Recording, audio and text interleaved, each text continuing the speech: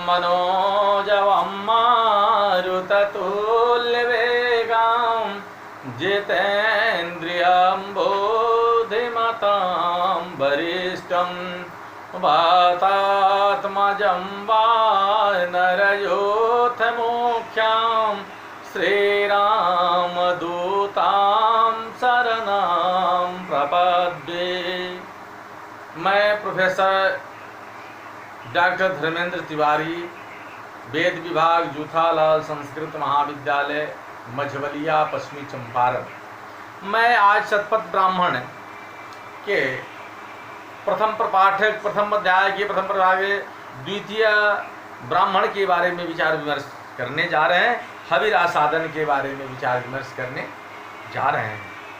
सा जस्य गार्हपत्ये हविगुं से श्रापयन्ति गार्हपत्ये तस्य पात्राणि सा गुं साधयन्ति जगने नेनो तरहि गार्हपत्य गुं साधयेद्यस्यावहनीये हविगुं खि श्रापयन्त्यावहनीये तस्य पात्राणि सा गुं साधयन्ति जगनेनो तरह्याहवनीय गुं साधये तत्पृथिव्यास्त्वा नाभौ साधयामिति मध्यम वै नाभिर्मध्यम भयम् तस्मादाह पृथिव्यास्त्वा मध्यम वै नाभिर्मध्यम भयम् तस्मादाह पृथिव्यस्त्वा नाभौ साधयामित्यदित्या उपस्थ इत्युपस्थ वै नद भासुरिति वा आयुर्जत्सु गुप्तं गोपायन्ति तस्मादाहादित्या उपस्थ इत्यग्ने हव्यगुं रक्षेति तदग्नये चैवेतद्भिः हविः परे ददाति गुप्त्या अस्यै च पृथिव्यै तस्मादाग्ने हव्यगुं रक्षेति। अर्थात वे अधर्जु आदि ऋत्विक जिस यजमान के गार्हस्थ्य में हवियों का पाक करते हैं उसके गार्हपत्य देश में पीछे की ओर पात्रों को रखते हैं तथा जिस यजमान के आवहनीय में कवियों को पकाते हैं हवियों को पकाते हैं उस यजमान के आवहनीय देश में पीछे की ओर पत्रा साधन करते हैं। पत्रा साधन करते समय पृथिव्यास्त्वा नाभौ साधयामि अर्थात पृथ्वी की नाभि में तुझे स्थापित करता हूँ। यह मंत्र वाक्य बोले पृथ्वी अदिति अर्थात देवों की माता है। इस प्रकार पृथ्वी की नाभि में रखने की बात कहकर अदिति की गोद में रखता हूँ ऐसा ही कहता है, क्योंकि हवियों की रक्षा यहाँ ध्येय है।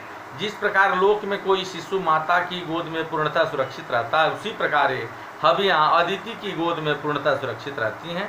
इसी हेतु से ऐसा कहता है हवियों को अदिति की गोद में या पृथ्वी के मध्य स्थान में रखते हुए अग्नि के समीप रखता है। उस समय अग्नि को से प्रार्थना करता है कि हे अग्नि तुम इस हवि की रक्षा करो।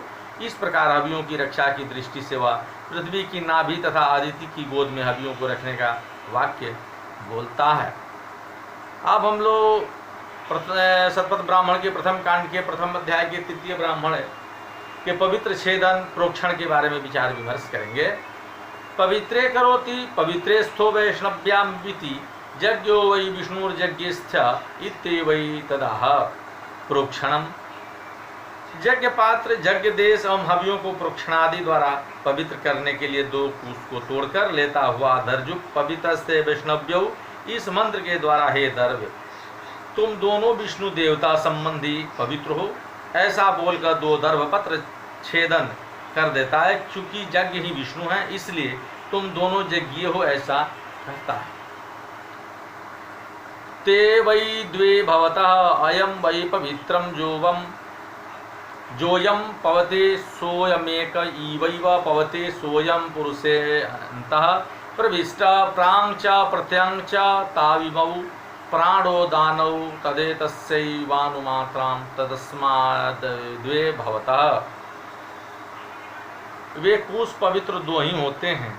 पवित्र के दो होने का हेतु स्पष्ट करते हुए शतपथकार कहते हैं कि यह जो बहने वाला वायु है यही पवित्र रूप है और वह वायु यद्यपि एक रूप में ही बहता है किंतु गति का स्थान भिन्न भिन्न होता है।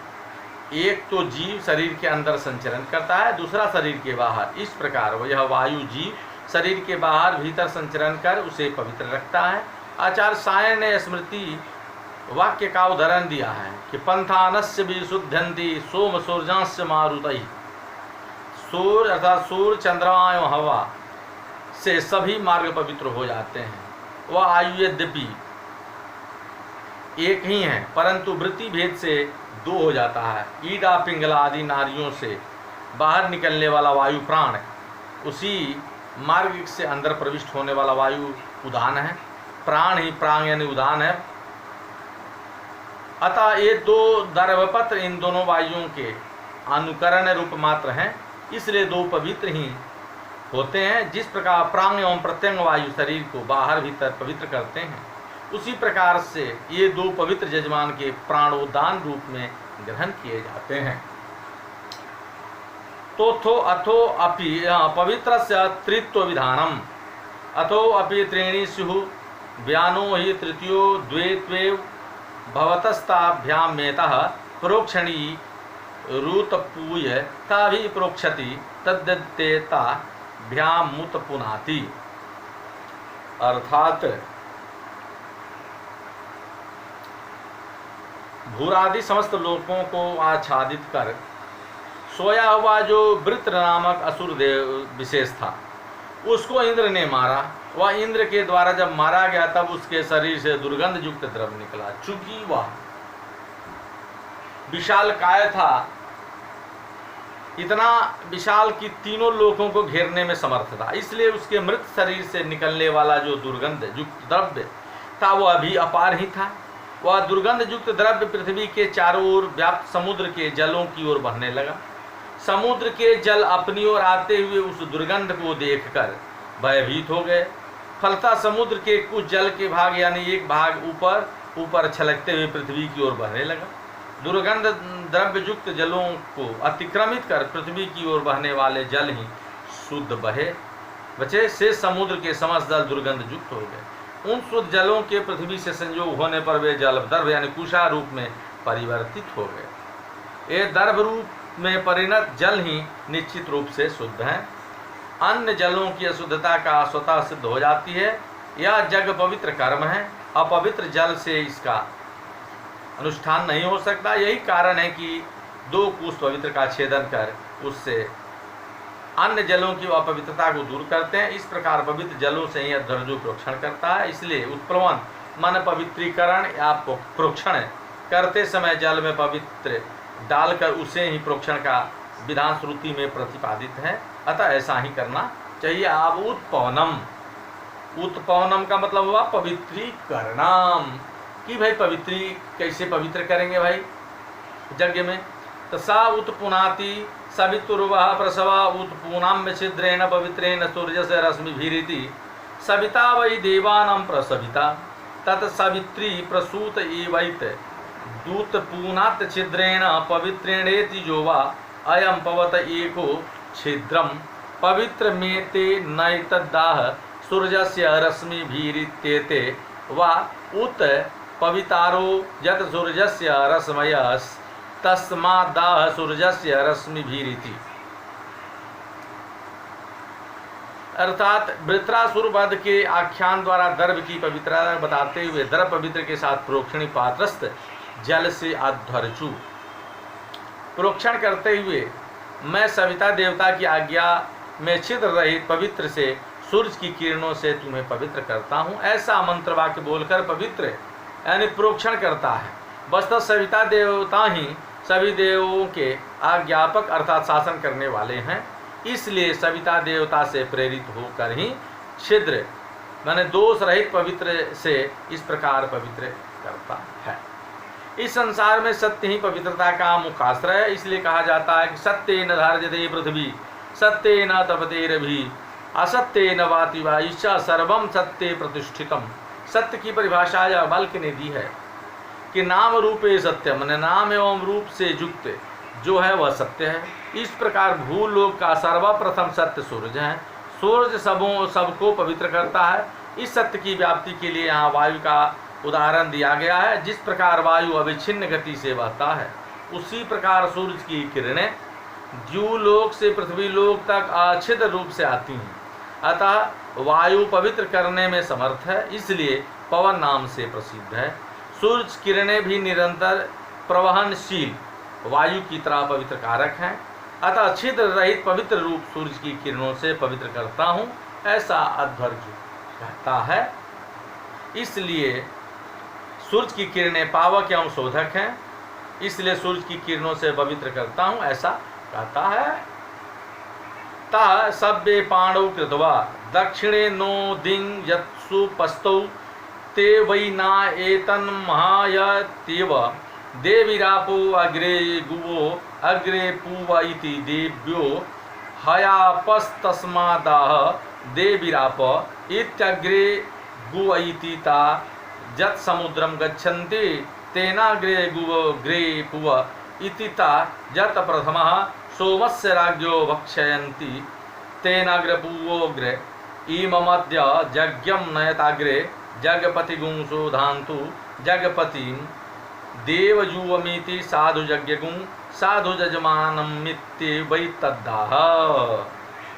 कहने का आशय है